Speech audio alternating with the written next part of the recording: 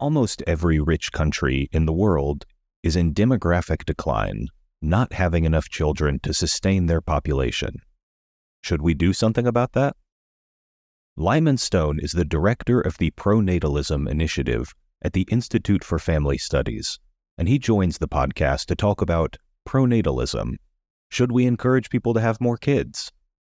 Are there government or cultural choices that stop people from having as many kids as they would like to? And what policies can help boost birth rates? We discuss all this and more in today's episode. As always, thank you for listening. If you want to drop a like, a comment, a subscribe, anything like that is always appreciated and helps the podcast. If you really enjoy the podcast, please consider becoming a member of the Center for New Liberalism at cnliberalism.org/become a member. CNL is the sponsor of this podcast. They make it possible, and members get access to bonus episodes. They get access to our exclusive organizing Slack, and they get access to our Sticker of the Month Club. So much is there. There's a lot of benefits. We encourage you to join up as a member of CNL, and I hope you enjoy the episode. Let's get into it.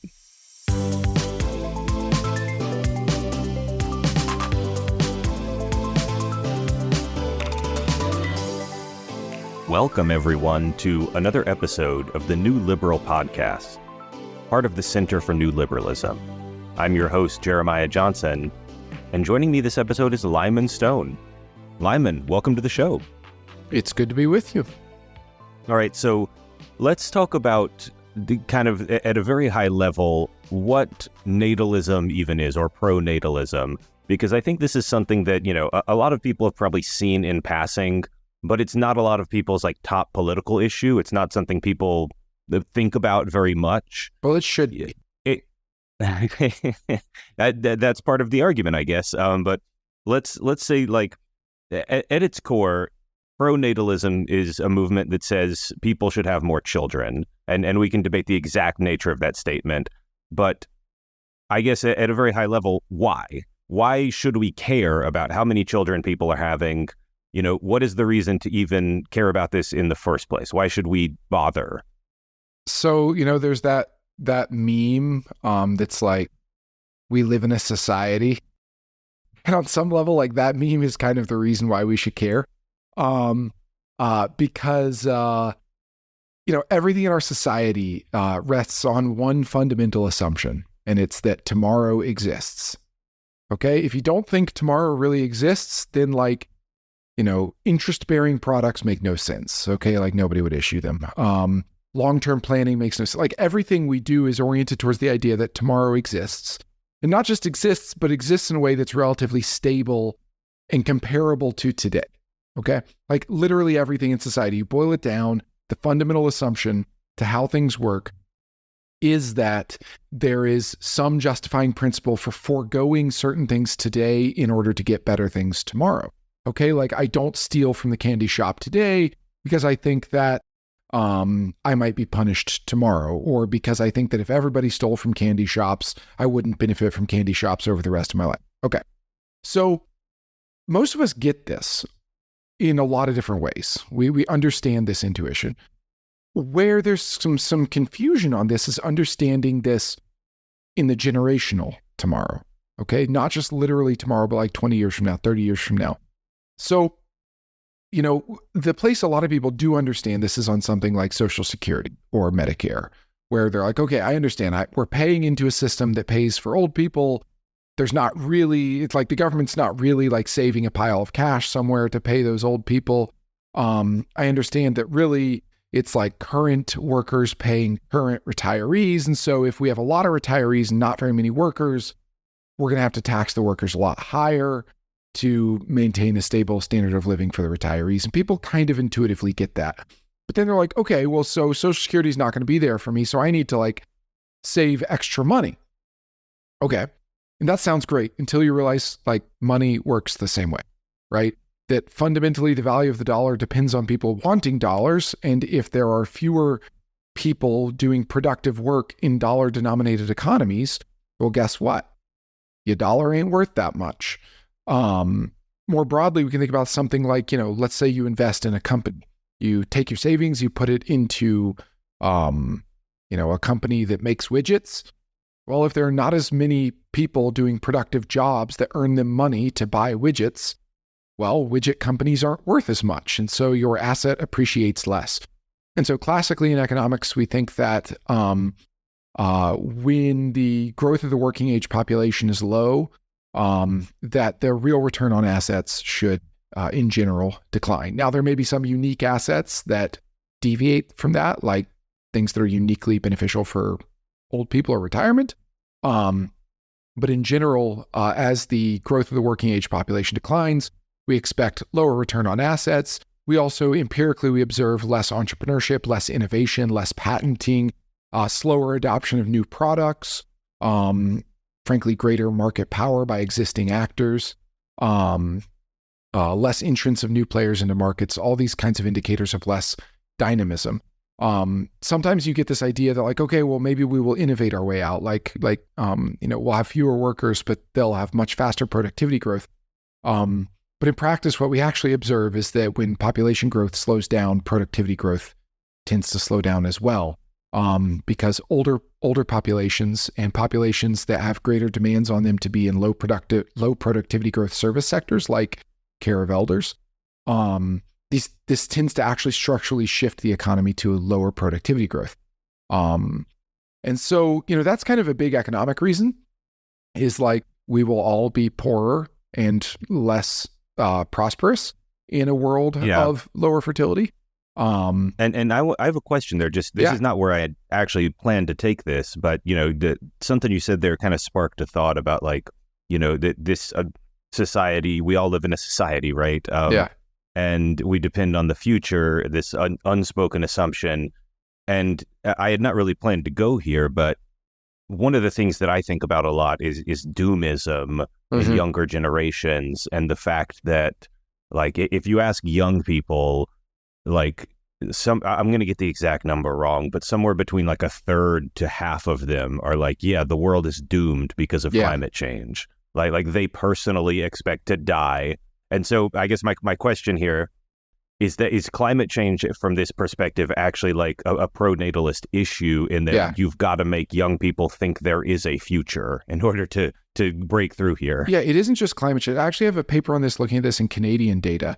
And we show that climate change itself is actually not really that predictive. Climate change worries themselves are not that predictive of fertility behaviors. When you control for background value sets or background attitudinal sets, that is, you get people who are kind of in a liberal milieu that is full of doomerism, and it's kind of pick your doom, okay? Either it's the rise of white supremacy or climate change or the end of democracy or, whatever. It's choose your doom. Everybody here believes in doom. And there's actually several very good studies showing that attitudes towards the future are really, really predictive of fertility behavior. And in general, diagnosis with a mood or behavioral disorder. There's a phenomenal study out of complete population medical records from Sweden and Finland. Of course, there's no privacy laws basically. So they let demographers just have everyone's medical records. And they show that siblings who get an earlier diagnosis with a mood or behavioral condition, it has almost as negative an effect on fertility as a serious congenital deformity does. That is that mental illness, mental unwellness, whatever term you want to use, these really, really pessimistic and paralyzing views of the future have massive negative effects on fertility. And in general, what we find is that climate attitudes really have almost no effect on fertility once you control for the fact that the person is depressed. And so what's going on is you have an underlying disposition towards helplessness and paralysis in the face of fear of the future. And once you have that disposition, you go looking for an account of it and you say, well, it's not that I'm just unwell, it's that climate is so bad. It's not that I'm an unwell person. It's that white supremacy has gotten so bad that these become rationalizing explanations. And I was going to say, this is actually, so I started with economic reasons, but I want to actually say, like, I actually find the economic arguments for pronatalism pretty uncompelling. And the reason I say that is telling someone, like, you need to have a kid for the GDP. Like, well, screw that. I mean, like, first of all, if I'm the only one who does it, like, that doesn't work. I need everybody to do it. And second of all, like, just what do you say to your kid when, like, why'd you have me? Well, the GDP demanded it. So I think there are actually other better reasons. Okay. Why should we care that fertility rates are low? I would say one reason is because we are invested in each other as a society. Okay. Like, as a people, as a nation, as a country, as a citizen body, whatever you want to call it, we actually are part of a society, a community that has stakes in each other. We care about each other. And continuing that project in each other and pouring into each other's next generation is, on some level, that is what a society is. Okay. The whole, like, oh, we live in a society. Well, what is a society? A society is ultimately, a community of people that perpetuates itself. And some of that is through conversion, right? You get immigrants and they adapt to the local culture. But a lot of that is always going to be biological continuity. Every community in the world has always had fertility as the main basis of its growth. The only exceptions are groups like the Shakers, and they don't exist anymore. You can obviously have other means of extension of a community, but biological extension is always going to be a central element of that. And so to the extent we live in a society and we actually care about each other and believe that other humans have some worth and value, we should care about continuing that project of having a society together, a community together, and carrying on the worthy project of humanity. And so I think that, like, when we talk about pronatalism, like, obviously these economic reasons, like, those are kind of interesting to policymakers and stuff, but fundamentally the deeper argument is, like, we actually have stakes in each other that are more than just economic. We have, you could call, like, moral stakes in each other. And I think that that's the basis for a liberal society, is believing that we have stakes in each other. And so that there is some basis to care about one another and to invest in states that protect each other. And on that basis, we should also care about fertility, and we should care about encouraging one another to confront the future with courage, not despair. There's a couple interesting things in there that strike me.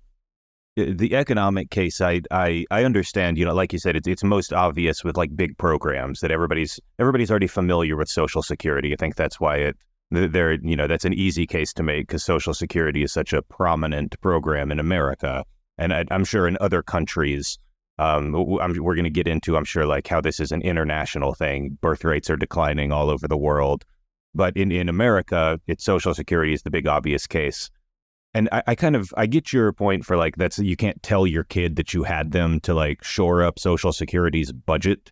But at the same time, like, we take all sorts of big, we do economic policy for big reasons that don't apply to individuals, that apply to the society writ large. So the economic reasons, to me, would still potentially matter, just because they're a good idea for society as a whole.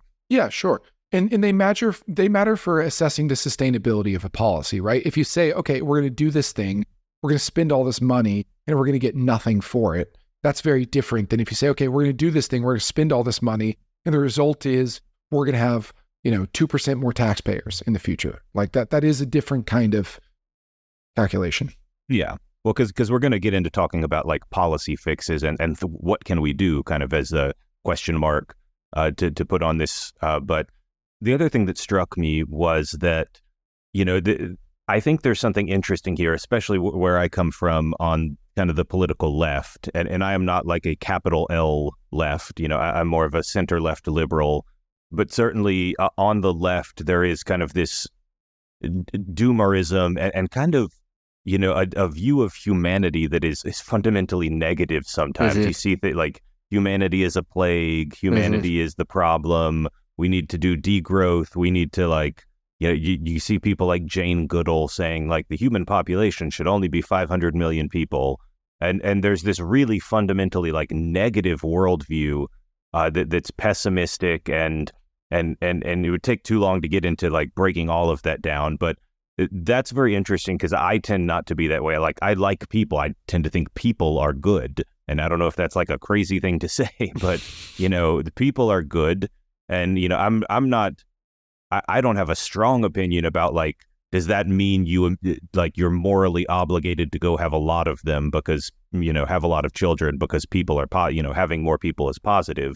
I don't take a strong stance on that, but, to some extent, and I know this is something else you care about, that like people should be free to have as many children as they want. Sure. It seems like a liberal worldview without feeling pressured one way or the other. It is initially where I kind of come down on this. Exactly. And so this is, we're kind of walking through like this kind of typology of pronatalism, right? We started by talking about kind of structural pronatalism, like, okay, there's kind of some social pros to having more kids.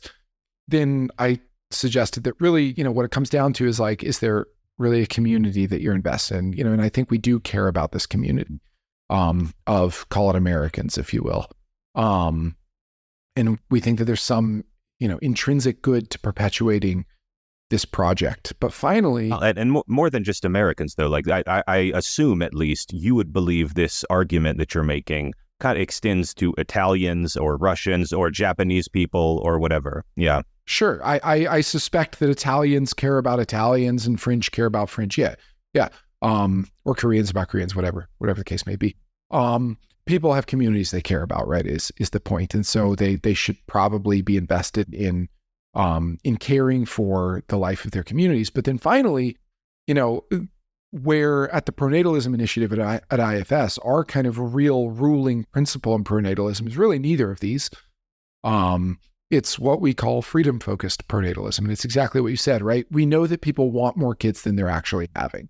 So like on some level, okay, if everybody was like, look, I want to have 37 children, I'd be like, well, seems a bit high, seems a bit unreasonable.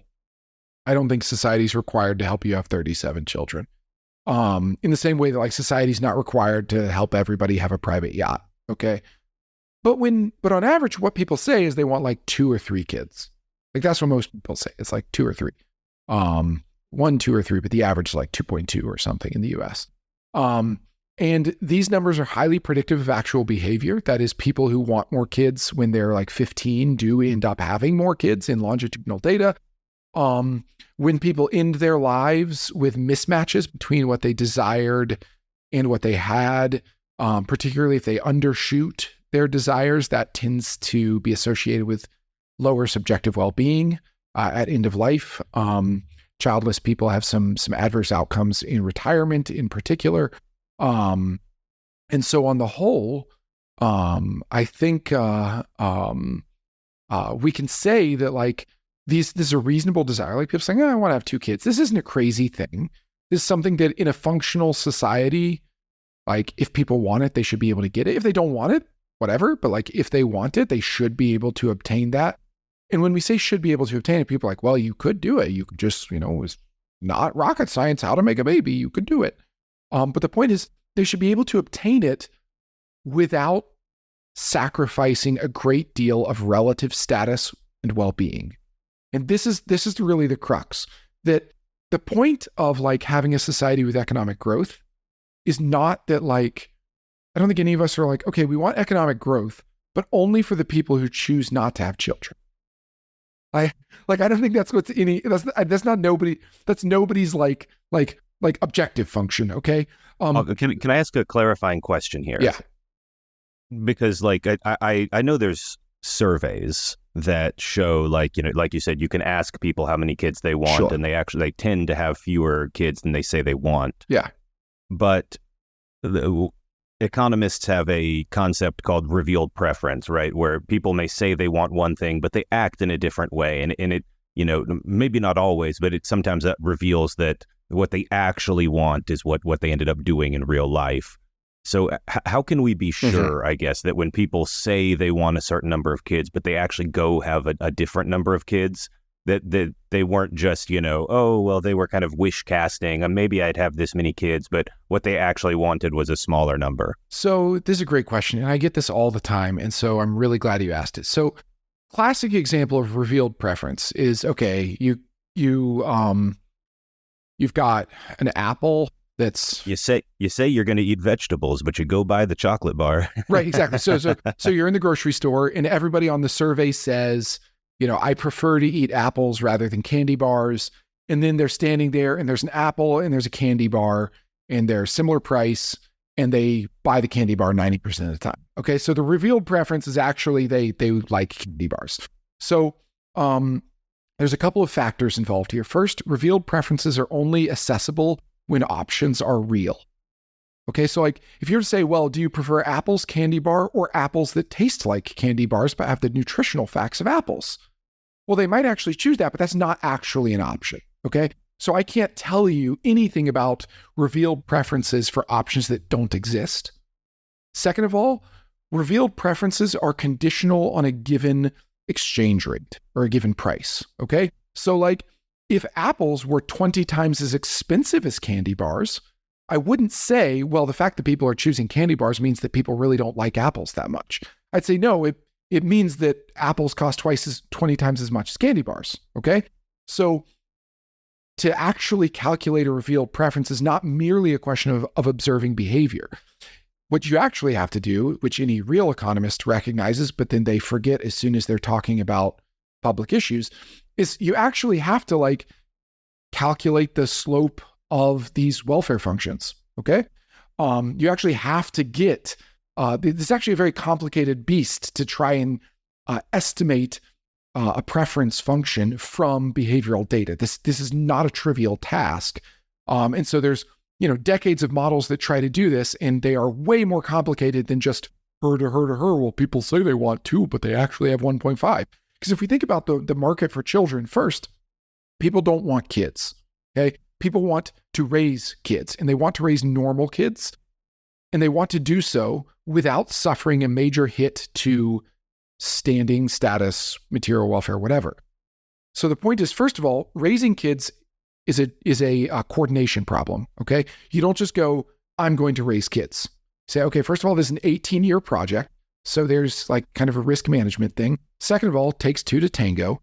Almost everybody wants to have a co-parent. That's true even of people who like don't see non-married parenting as stigmatized. They still, in general, for themselves, strongly prefer co-parenting, which means you're looking for a partner, and partners can be hard to find. There's a search cost involved. Second of all, raising children is quite expensive if you want to do so in a socially normative way. And social norms are a form of coercion. That is, they are a form of putting in people's heads preferences that they may not meta prefer. Okay? So think of it this way. We have preferences and we have meta preferences. And meta preferences are preferences about our preferences. Okay? So like an addict has a preference to continue being addicted. Okay? They're going to keep doing whatever they're addicted to, but they might have a meta preference to like not be addicted. So meta preferentially, they might adopt commitment devices like going into rehab or anything to constrain their freedom. Many of us make choices to constrain our freedom because we have meta preferences that contradict our kind of micro preferences, right? And so what's going on with fertility is, first of all, it's really a kind of meta preference. Okay. I'm perfectly happy to recognize that in the moment, people often choose other things because there's a time consistency problem. Fertility is this very long-term goal that often conflicts with a lot of short-term goals. That doesn't mean that it's a fake preference. That means that there are a lot of long-term preferences that are very real that people struggle to fulfill. Now, there is a certain brand of kind of libertarian economist that says like the only preference that's really real is the preference that operates in the moment. But I would dispute that for 2 reasons. First of all, as I already mentioned, I do love that. I love that subtweet of Brian Kaplan, by the way. You can say his sure. name. But I would argue there's 2 rebuttals to this. First of all, stated preferences about fertility really do predict behavior. People who, when they're 15, okay, like kids, when they say, I only want 1 kid, the person who says they only want 1 kid, versus the person who says they want 3 kids, those people end their lives with very different numbers of children. We can see that in many different longitudinal surveys. Like stated fertility preferences at early life are more predictive of ultimate family size than any other variable known to me. They're more predictive than religiosity. They're more predictive than sibling counts. They're more predictive than contraceptive usage or behavior. Conditional on marital status. They're highly predictive, and they're more predictive. Marital status itself, lifetime marital status is related, but it's also it's also highly predictive of fertility outcomes, but it's also endogenous, right? One of the reasons people get married is because they want kids. It really does predict behavior. Second of all, we can observe revealed preference. And so one of the things we see is like sometimes governments change the price of having children. Okay, like they increase a child tax credit or childcare, whatever. And we have dozens and dozens of studies that say, oh gosh, when governments change the price of children, what happens to the number of kids people have? And the answer is it goes up.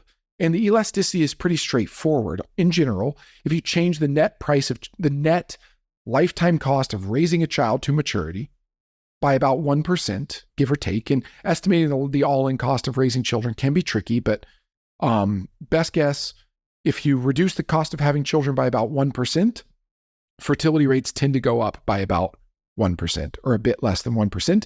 This is approximately what economists call a normal good. That is to say that consumption just responds to income. And we see this even in like Africa. There's a recent study that came out that showed that when you increase women's income in Africa, their fertility goes up. And that's not what people usually think. They usually think, oh, development reduces fertility, but that's not really true. What really happens is that development is concurrent with a broader shift in communication communities, norms, and values. And that shifts fertility preferences. And as fertility preferences shift, fertility falls. But at the individual level, greater economic resources are associated with higher fertility. So in general, yeah, I mean, stated preferences and surveys are always going to be a little bit wonky. I'm not going to say they're a perfect measure. We also know that these stated preferences, though, they're highly resilient to priming. That is, if you try and like manipulate survey responses by giving people like feeder information or biased question wording or changing question order, these have like almost no effect on the answers people give. We also know that the patterns of answers people give are really, really rational. That is, if you ask how many kids people intend to have, you get systematically lower answers than if you ask like their personal ideal, which is exactly what you would expect if people are rationally thinking about the words of the question. So these appear to be questions people understand, that they think about, that they're able to rationally digest and give appropriate answers to. We know thousands of years ago that people gave their children numeric names, like Roman parents often gave their kids numeric names, suggesting that humans have been able to reason about family size in a numeric way for thousands of years. Probably as long as humans have existed, we've been able to do so, which suggests that it's plausible that there's actually kind of a numeric family size function, like in our neurological structure, like the way we perceive relationships. I mean, I would, if I was a pronatalist, I would be careful with the, have so many kids that you have to number them argument. But I get what you're saying. Right. I'm not endorsing numeric names, but it's evidence I get what you're saying, that people though. understand how to do this. And so my point is, yeah, okay, look, I'm not going to say that like a stated preference in a survey is a perfect measure of true underlying preference. What I am going to say is it's predictive of behavior. When people don't hit their target at the end of their life, they have lower subjective well-being. That is to say that they experience regret, and they have worse life outcomes. And that to me suggests it's a real preference. That is, it is a real revelation of an underlying welfare function. Okay. Like people actually have welfare costs from not hitting these stated preferences. And to me, that says, okay, that is ipso facto evidence that this is what we're talking about when we talk about a preference. So because you mentioned kind of the preferences versus meta preferences thing, I want to get into a little bit of there's the issue and then there's the meta issue of the movement itself. And I'm sure this is something you've thought about. Where I'm at is, I don't know if I would specifically call myself a pronatalist, but I'm very sympathetic to a lot of these arguments. Certainly people should be able to have as many kids as they want to have without, ruining their lives materially or whatever the case may be. And the economic argument that you shouldn't have to be Amish to have 3 kids. Yeah. But the economic argument, right, is sound that it's probably good for society if population doesn't collapse, very dramatically all at once. That probably wouldn't be a good thing for our standard of living or whatever the case may be. I'm sympathetic to all of this, but I also know that a lot of people in my general, cultural milieu have a lot of skepticism towards pronatalism, or they are suspicious, or they basically just don't trust pronatalists, and they have a low opinion of them. And I'm curious if you have thoughts on this. And this may relate to specific types of people. This may relate to a very specific person in general. But why do you think that people are distrustful or the wary of kind of the pronatalist movement in general? Yeah. So, I mean, the word itself, pronatalism, definitely has baggage. There's a lot of people like you who are like, okay, this all sounds fine. I'm not going to call myself a pronatalist. Right. I was giving a talk to a group of students at one point, and a young woman raised her hand and she said, okay, everything you're saying sounds fine, but why do you have to call yourself a pronatalist? That word is it sounds like you want to just keep women pregnant all the time and locked in the kitchen. So the reason I adopt the word is because it's correct. Okay. It means more births. I'm in favor of more births, people having more babies. That's what people are in favor of for themselves. So I'm in favor of that. It's straightforward. It's clear. It's not ambiguous. Now, the baggage is, of course, that although there have been many, many, many, decent, liberal, totally non-problematic pronatalisms over the course of human history, and recent history in particular, there are a number of illiberal pronatalisms that dominate the attention space. So the obvious ones are the Nazis were super duper pronatal for Aryans. Okay, not for undesirables, not for Jews, not for Slavs, not for people they didn't like. But if you're blonde hair, blue eyed, you can get all the family supports in the world from the Nazis. Okay, so were Mussolini's fascists, so were Franco's fascists. Every fascist movement was super pronatal, or at least attempted to be. You could draw a line to I know that it's funny the CCP in China. I was about to go there. I was about to go there. Right? They used to be the one child rule party. Yeah. And they've kind of realized, our declining population is a problem. Yeah. So now it's I've actually seen this in communist youth magazines there, where they basically tell young Chinese girls, you need to put on makeup and dress pretty. You'll be a wife one day. It's very weird. They look like the communist youth magazine is doing 50s trad wife stuff. It's very odd. And at the same time, they're sterilizing all the Uyghurs, right? So you've got this pronatalism for me, not for thee. Yeah. Only if you're Han Chinese. Yeah. I should say this is a big pivot. Historically, Sinitic Marxism had this very communism needs to spread to each nation at its own pace. This was kind of their doctrine. And so they had the one child policy for the Han Chinese, but minorities were actually exempted. So it used to be the case in China that minorities could still have a lot of kids, but the Han Chinese were no babies. But now they flipped it, right? At the same time that the Communist Party has really become a kind of Han nationalist party, which is funny since the nationalists are now liberals in Taiwan. It is actually the case now that there's pronatalism for the Han, and for some highly sinicized minorities, but that there is antinatalism for other minorities. So this is the face that pronatalism has for a lot of people. You can also look at something like Romania, where there was a really, really coercive form of pronatalism that they not only banned abortion, they also banned contraception, and they also invented a new kind of secret police to go and inspect women's, do forcible gynecological exams, which often were just rape.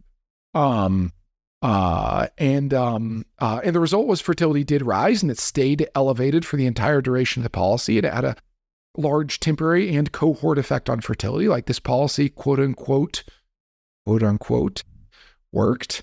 It also led to a large increase in child mortality and maternal mortality. People often think it led to an increase in child abandonment. That's actually not true. For a variety of reasons, the Romanian government also encouraged child abandonment, and also the Romanian government kidnapped a lot of children over the course of this period because they believed that children raised in state facilities would be better like new Soviet men. Of course, that was not what happened. In fact, they grew up really pissed at the government, and they staged a revolution and hauled Ceausescu out back and double tapped him in the head. That turned out not to work for the Romanian government.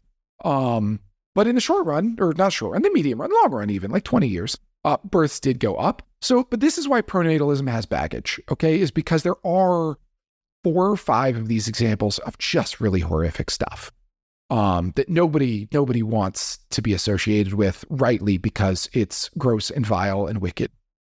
What's unusual to me is that, of course, the body count on the other side is so much higher, right? Like, we could look at, the US government didn't stop paying for forced sterilizations as a form of political terror until the 1990s, okay? We were paying for this stuff. In Peru, we were sterilizing Quechua women with US taxpayer dollars in retaliation for Shining Path terrorist activities in Peru in the 1990s.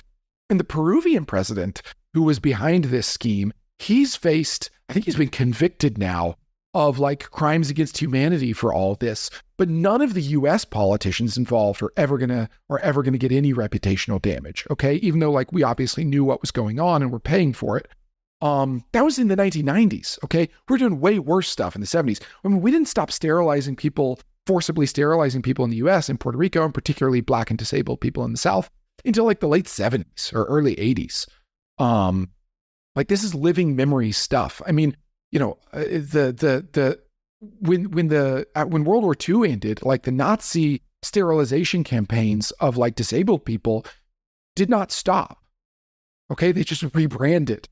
And one thing I appreciate, like, I agree with you. Like, historically, there's been a lot of awful people who kind of were into like, let's make people have babies.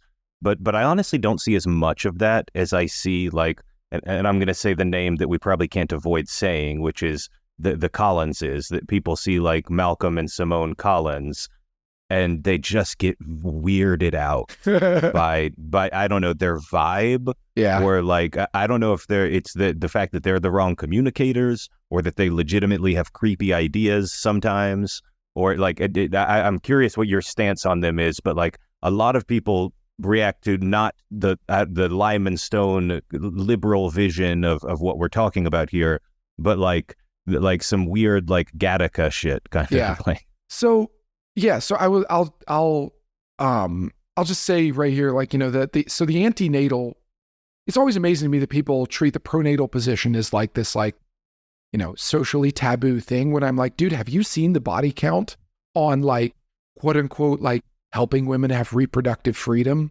Because that body count is big.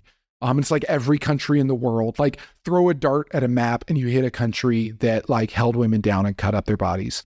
But yeah, so when it comes to this, like, the vibe on some, you call it like tech bro pronatalism. Okay. You call it, the Collinses, some people get the same thing about like, Musk having all these kids with like 4 different women or something. Those all seem to have been consensual. Everybody involved seemed to know what was going on. Okay. Like that's not like a big social problem, but a lot of people, I know will have a little bit of it's not their vision of the good life, let's say.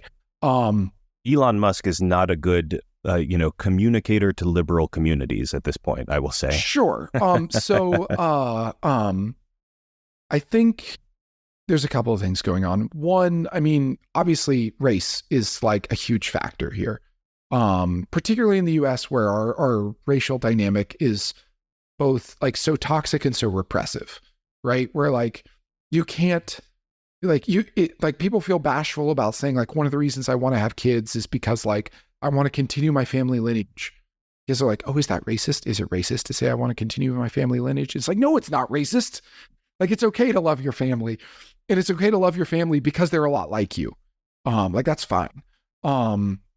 At the same time, all of us also recognize that like there is something weird about being like, okay, I'm going to like engineer my bloodline to be like, be the most perfect possible vision of my kind of people. That strikes all of us as odd. And I could get into like deeper psychological reasons on why the majority of humans would have some revulsion at like strict dynastic management. But the point is, yeah, I mean, when I talk about pronatalism, what I want is for people to feel empowered to have the kids they want to have without too much fuss. Okay. Like I'm not wanting to like re-engineer everything about human biology and how humans relate to each other and how they raise their children in order to have, 1 million kids. Most people want 2 kids. So my main goal is how do we get to 2? Okay. That doesn't mostly involve like, raising babies in vats of goo or something. That isn't the vision of all of the kind of tech pronatalist community. And so I think people have a correct perception that a lot of the tech pronatal community is not actually focused on, helping people just like have a normal life and have a kid with it or 2 kids with it. But is instead focused on like making it easier for a particular kind of family to have like 9 children, which is fine. I'm all in favor of, I want to have a ton of kids. My wife and I want to have like, 5, 6, 7 kids, however many the Lord gives us. But that's not everybody. And when it seems like your focus is on like helping your ideal people be like ultra efficient breeders, that rubs a lot of people the wrong way, I think. People see it as strange. And so, without prejudice to kind of tech bro pronatalism, like it's fine if you want to do your thing. I just don't think that there's a path to an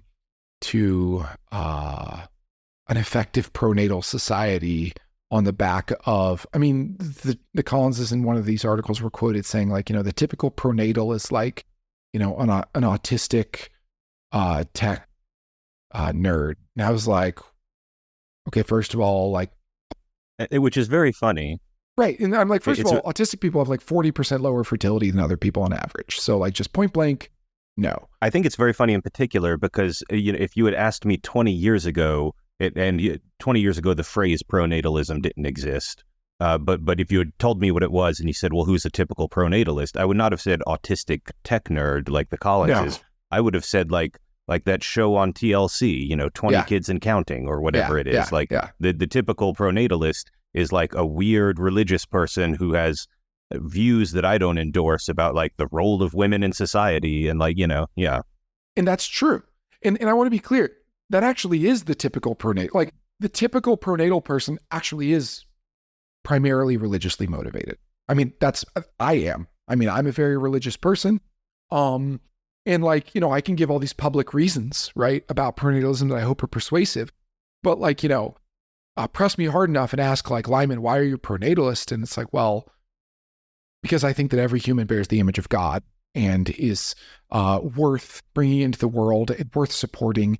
And I think it's wonderful. And family is a place where humans experience something fundamental to how God ordained our life to be. Okay. So like, that's me personally. You don't have to believe that. And that's not a basis for like policy. The bases for policy are all these other reasons we've been discussing. But like, it is actually empirically true that like religious people want more kids, have more kids, and have more general pronatal dispositions.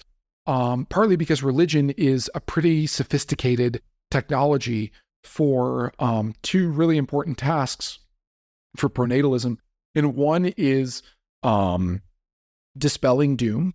Okay, so like religion tends to motivate considerably improved mental health outcomes. It is not to say like, oh, religious people don't get depressed or whatever they do. I'm not saying it's like a foolproof thing, but like it is true that religion tends to be, mentally and psychologically stabilizing, tends to provide people scripts, routines, and disciplines that manage a lot of just like common challenges to mental health. And as a result, religious people tend to kind of be a little bit less susceptible to kind of this like paralyzing doomerism and more willing to be like, well, things may be bad, but God will get us through it somehow. And secondly, religion is a really efficient technology for coordinating childcare. So religious people give more childcare to each other, and they also receive a lot more childcare than non-religious people. Free uncompensated childcare. And so these two things tend to be really supportive of fertility. Also, religious communities tend to be really efficient marriage markets. So religious people tend to marry younger without a divorce penalty. That is, they have similar overall divorce rates as less religious people, but they manage to achieve similar relationship stability despite marrying a few years younger. So like with less experience and less maturity, and yet this overall divorce rate suggesting that they are more efficiently matching into similar quality unions. So I want to pivot just for, we're at the part of the podcast where we've been talking about the generalized case for this. And, maybe some people have probably thought, I guess I buy into this. And maybe some people don't.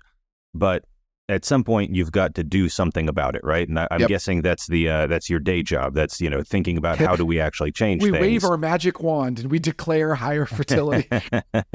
Yeah, I mean, there's a big, why haven't you just pushed the fertility button yet? Exactly, It's right there. But so there's two questions I want to ask. And basically, I guess the two topics I want to talk about are kind of the nerdy, wonky economic policy change and how much can these programs actually change fertility if we monkey around with a child tax credit or daycare or whatever the case may be. That's number one. And then number two is kind of the more ephemeral cultural argument. Is it more about actually doing this economic policy stuff, or is it more about like we just have to create a culture where people are not afraid of the future, where they're not dooming, where they're they feel like better about having kids that they would want to have, if they weren't depressed and convinced the world's going to end. So I guess I want to get into the nitty gritty of the econ stuff and the policy stuff, but before we do that, how do you view this generally? Do you focus more on the policy stuff or more about like we've got to change the culture in some sort of big, hard to define way? I want to wreck your dichotomy and just drive a bus right through it. So there's not a distinction between economic policy and cultural interventions. Okay. Economic, material, structural changes influence culture, and culture influences economic incentives. So if you want to think of an example of this, you can ask yourself, why do Americans very rarely kill undesired children? And the answer is culture, right? We have a culture that says infanticide is wrong. Okay. It does still happen occasionally, but it's quite rare. But then you have to ask, well, why do we have that culture?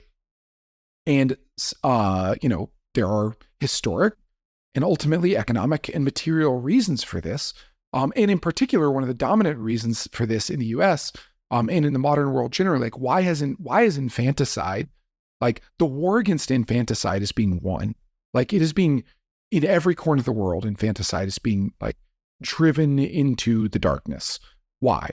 And the answer is contraception, right? Like undesired children, we got better at preventing them from coming into existence to begin with.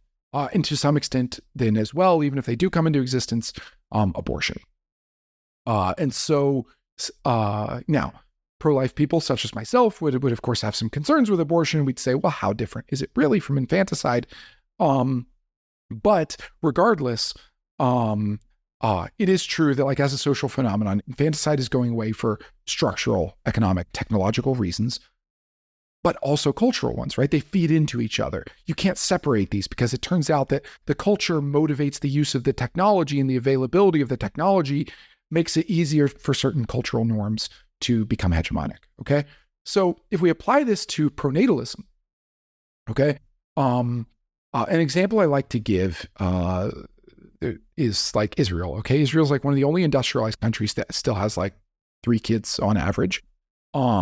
Secular Jews on average in Israel have like 2 kids, which is like twice as high as secular Jews in the US.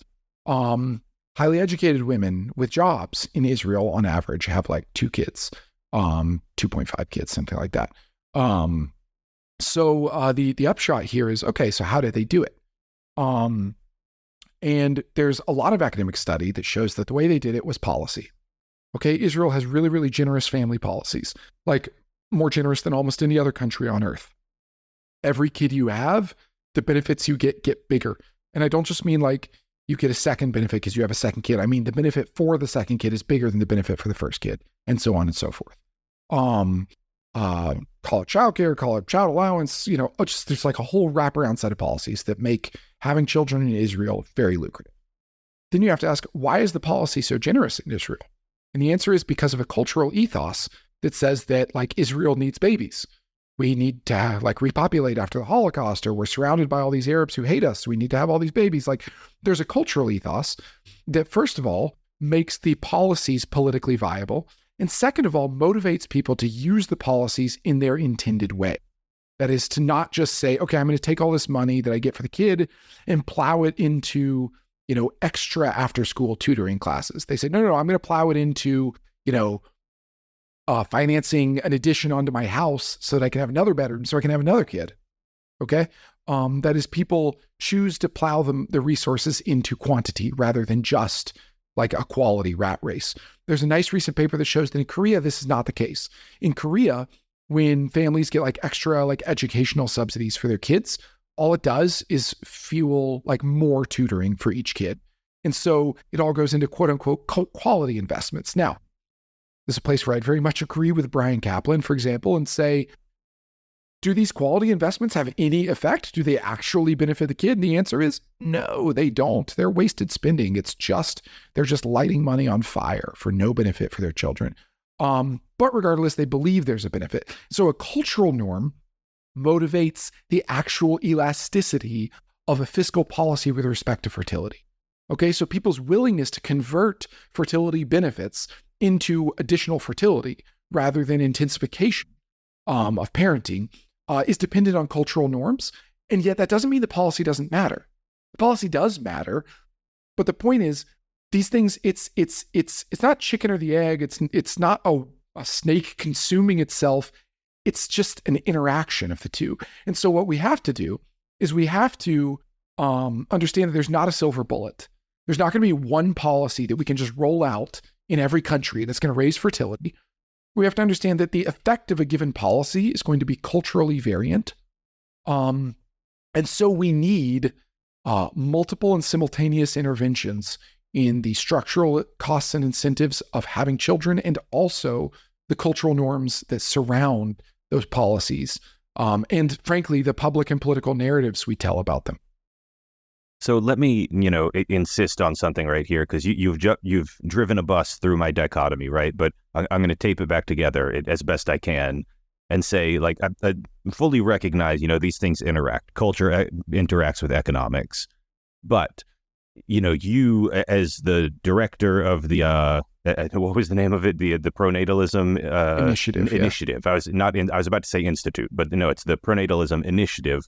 Like, you have specific things that you have to advocate for. Mm-hmm. And do you spend more of your time advocating for, we should do this specific government policy that subsidizes blah, blah, blah? Or are you like, we should have more children on TV, and child rearing should be portrayed positively in movies? Like, which one are you more concerned with? Yeah, it kind of depends on what level of policymaker I'm talking to and what levers are available to them to pull. In the US, for example, we don't really have a great mechanism for, as a policy matter, like altering the presentation of children on TV. That tends to fall more to like advocacy and non-governmental organizations. And if there's some donor that wants to like drop a couple $100K on like rolling out like a scoring system for TV shows about the presentation of family, that'd be a super fun thing to do. It doesn't exist right now. Or if you wanted to do like, you can scorecard companies on like their, diversity or their environmental sustainability. One thing you could do is you could scorecard companies based on the family friendliness of their work cultures. And you could actually, bundle like, like you can actually have investment funds, right, that focus on only companies that have a certain grading of things. I've actually spoken to groups that do that kind of thing about doing something like that. And there's definitely interest in it. And I'm hoping in the future we'll see some public shaming of companies that have anti-family work cultures. So, and I mean, you see this in Korea and Japan, that large corporations are actually some of the ones leading the charge on pronatalism and trying to motivate their employees to have bigger families.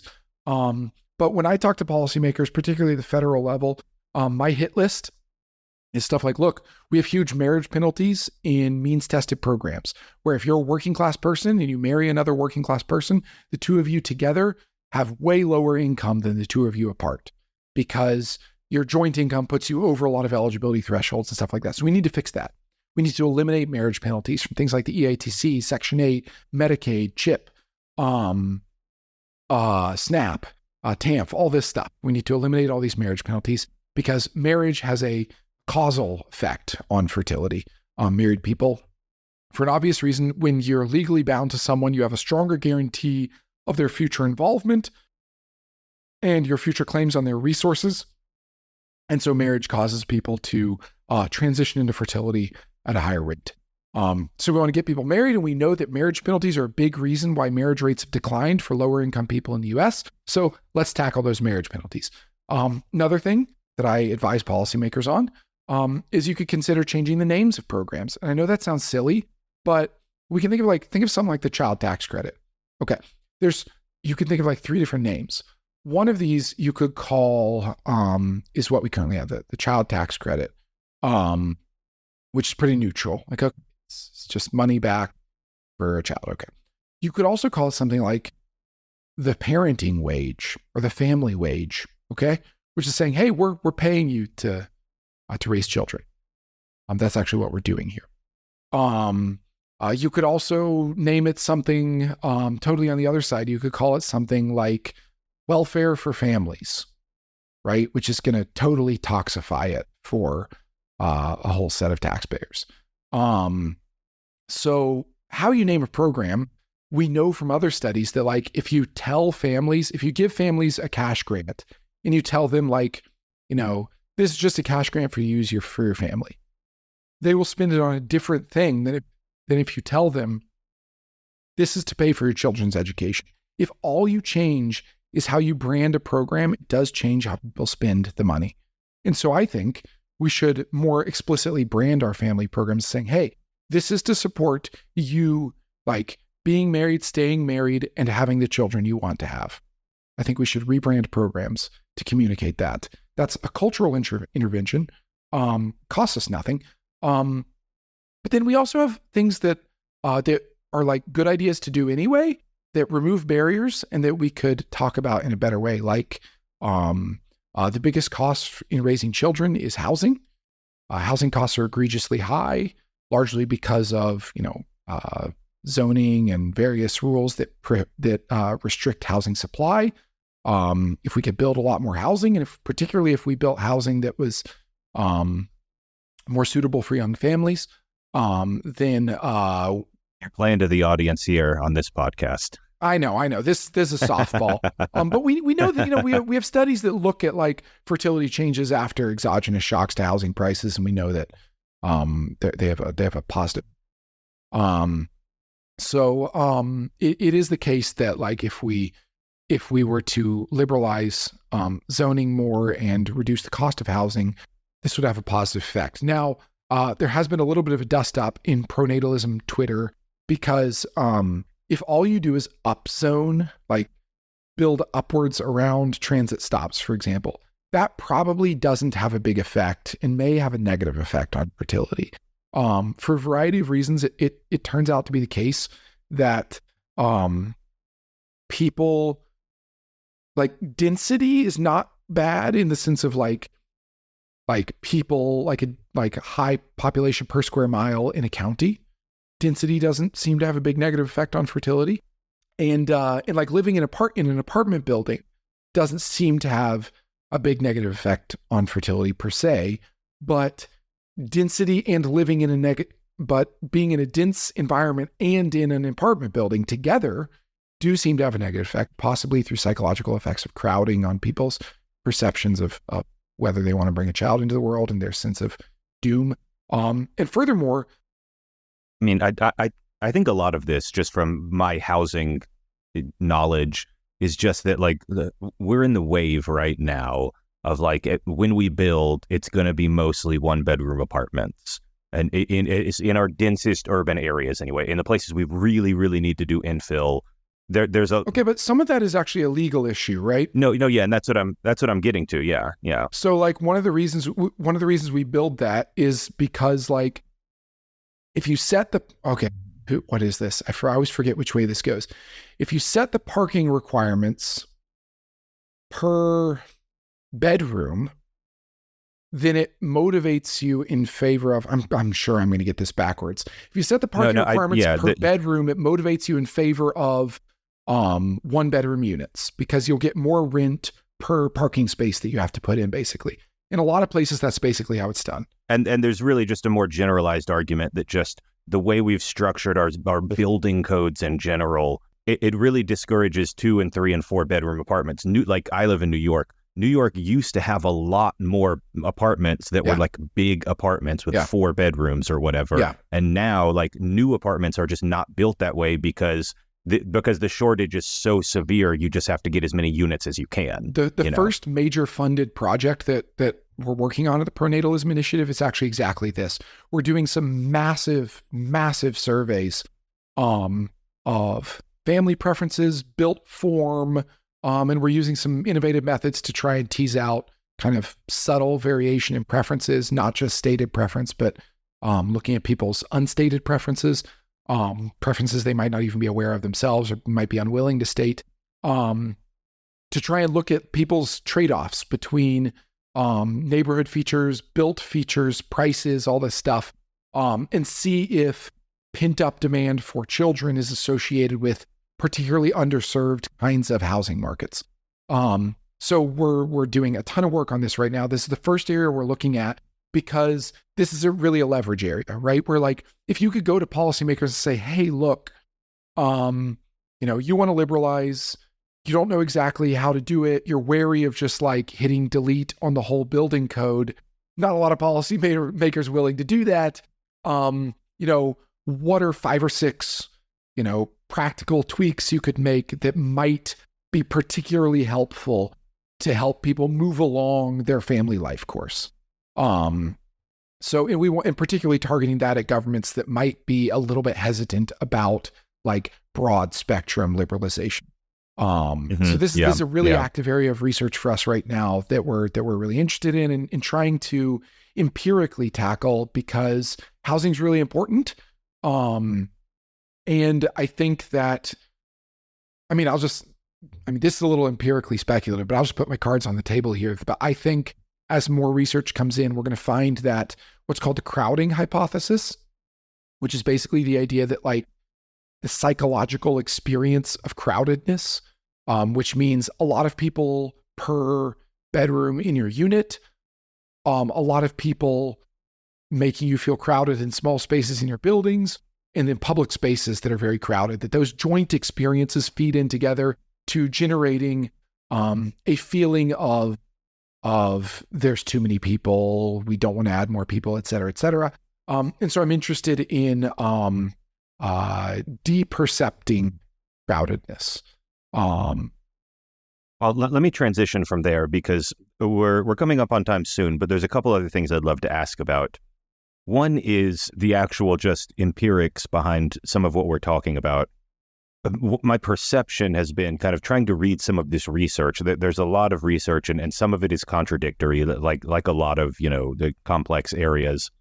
But when I've read kind of the literature about like, how do these policy changes impact total fertility rate Do they actually cause women to have more babies or families to have more babies? I've seen very confusing. It seems like sometimes the answer is no, sometimes it's yes, but like only marginally. So what's the picture we should be taking from that? In the short run, almost every study says that pronatal policies boost fertility in the short run. This is what's called a tempo effect, meaning it gets people to have babies now. There might have been babies they were going to have anyway eventually, but it gets people to have babies now. Now, demographers love to separate tempo and quantum meaning the ultimate size you end up having.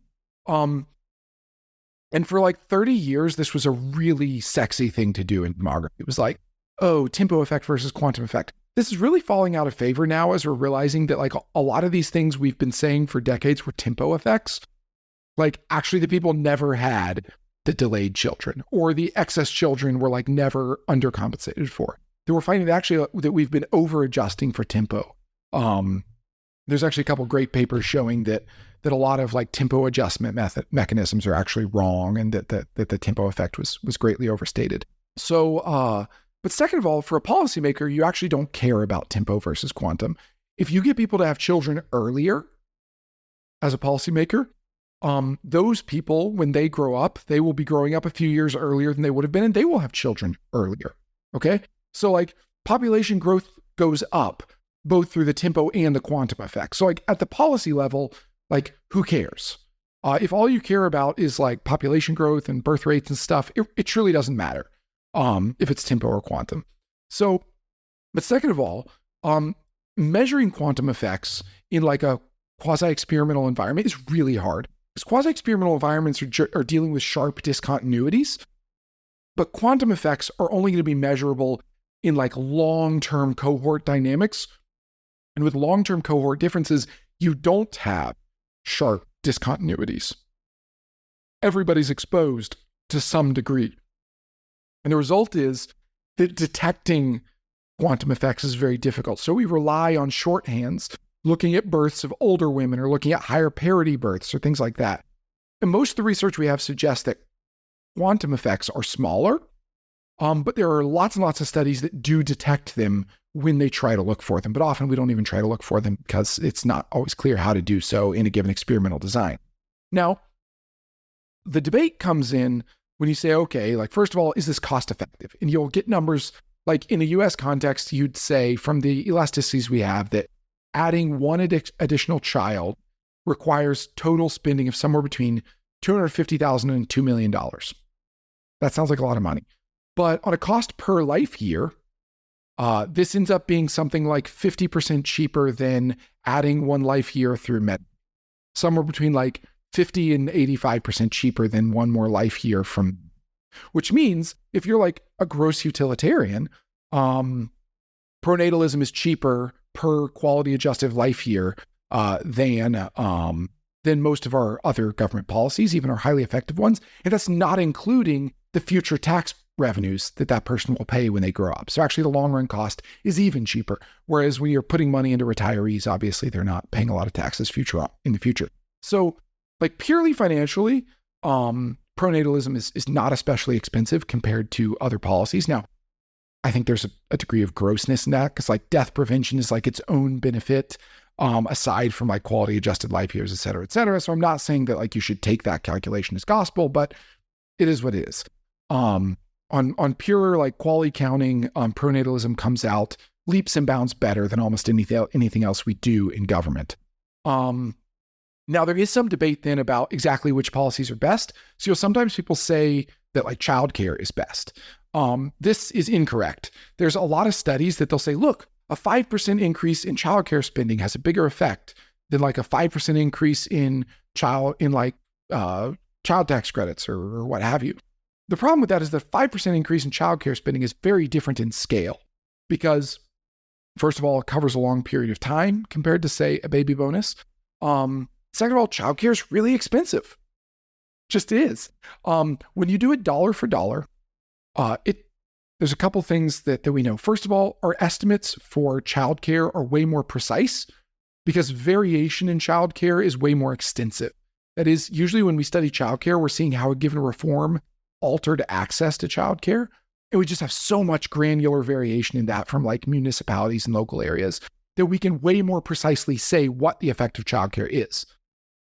Whereas in a baby bonus, you're usually dealing with just like one treatment at one time, and like you have like one difference and you're looking at it. So your sample size of baby bonuses is like 8 baby bonuses ever done anywhere. Whereas for childcare, you've got like hundreds of thousands and millions of different municipalities and doing things. And so we have a lot more clarity on childcare effects. But when you actually look at like cost and you try to guess it, okay, so what is the average effect of like baby bonuses, child allowances, childcare, leave policies? Your most like cost effective in terms of like babies per dollar is generally to front load as much money as you can. So like giant lump sum payment at the time of birth, a baby bonus gets you the most babies per dollar you spend. Whereas something like childcare or parental leave gets you the least benefit. In fact, some arguments suggest that parental leave may have a negative on fertility, though I personally, I don't buy that argument, but some people do argue it. But the effect is probably very modest. So in terms of spending, I mean, like, you know, it costs all in between budgetary costs, opportunity costs already defrayed by the government, all this stuff. It costs, for a middle-class person, it costs something like, you know, between $800,000 and $1.5 million to raise a child to economic independence, which happens sometime in the 20s. So in general, we find that if you reduce that cost by about 1%, so that's going to be something like, you know, by $8,000 to $15,000. So call that like, you know, accounting for discount rates and inflation, some of that's going to be something like an $800 a year increase in child tax credit or something, paid for presumably not by taxing parents. So our hypothetical tax in this case is always going to be a head tax on childless people. Okay, that's not actually, of course, how governments raise money, but like in terms of the economic modeling, that's the hypothetical pay for, is taxing childless people. You know, an extra $800 in child allowance paid for by taxing childless people might raise your fertility rate 1%. And that would cost you many, many billions of dollars every year for a very long time. And so a lot of policymakers will balk at that, even though it's not actually that inefficient of spending compared to other things we do, and the long-term budgetary implicated and all this stuff. It's not inefficient, but it has a big price tag. And so people look at it and they... Yeah, I mean, it just from my initial thought is like that, it, you know, just like knowing how big the fight over the CTC has been, and we've been, the Center for New Liberalism is like a big advocate of the CTC, but just, you know, it's like pulling teeth to try to get a new version of this passed. Right. And like maybe if it passes, it will have like 1% or 0.5% growth. Yeah. That's discouraging if you care about that stuff. Yay, we increased fertility 0.25%. Yeah. Yeah, but okay, as silly as that sounds, it is worth noting that like increasing fertility, you know, 0.5% in the US, what is that? That's like 15,000 extra babies every year forever. Okay, that's a lot of babies. that's not nothing. Do I have that right? 15, because we're about 3 million a year, so 10% is 300,000. So 1% is, yeah, so that'd be like 15,000 babies a year, every year forever. That's actually a lot. Like that's more babies than like some countries have. You know, it sounds like nothing, but when you put it that way, you're like, oh, okay, that's actually not nothing. So you know, it's kind of a scale thing. Yeah. We are coming up on time now, so I want to close with one thought and just get your thought on this as well. You know, I think of this as an interesting area for potential like cross-partisan efforts where, you know, distinguishing from bipartisan, which is where like, well, you want a tax rate of 8 and I want a tax rate of 4 and we compromise in the middle and neither one of us is happy, right? That I think of bipartisanship kind of like that sometimes. But cross-partisan is where you can do the same thing, but for kind of different reasons sometimes. Different parties have different reasons they like it. I think this is potentially an area for really interesting cross-partisan efforts, like the child tax credit, which a lot of our members love because it's very, very effective at reducing child poverty. I know a lot of them also care about other family policies that perhaps you don't think are as effective. I don't know, but child care, paid family leave, things like that. Even things like gay marriage for us, it helps build more families if gay marriage can be a stable and accepted part of, the society, then gay people are likely to have more children. And maybe that has an impact. If I don't know, I'd have to do the math on how many children gay people have on average. But I think just to say that I think there's really interesting areas for like people who might have different political beliefs otherwise to work together in areas like this. Yeah, no, I mean, I think that's absolutely the case. There is real potential there. I think it's also, unfortunately, it's become clear that the role of work is going to be a real sticking point. That like on the child tax credit, Republicans are not going to vote for anything that's fully refundable. Like they're not just going to convert it into a full child allowance. So there seems to be a lot of haggling about how refundable can you go? How creative can you get with that? We don't seem to have triangulated to a mutually agreeable point yet, though I am hopeful. I mean, the incoming, if Democrats win in November, there's a lot of particularly if Kamala's on the ticket, there's a lot of signaling about childcare. I think that will fail again. And I think the reason it will fail is because it's openly discriminatory towards families that choose not to use center-based care unless you provide a home allowance. And Democrats appear to be allergic to providing like a Scandinavian-style home allowance. So I don't think we will see any movement on childcare because it's so expensive and requires so much buy-in. It's just not going to come. Child tax credit, you can see more movement on. But particularly if Republicans win, if they get a real working majority, I think you could see movement there. What it will look like, I think, is not totally clear. But I think there won't be a total end to any kind of work requirement.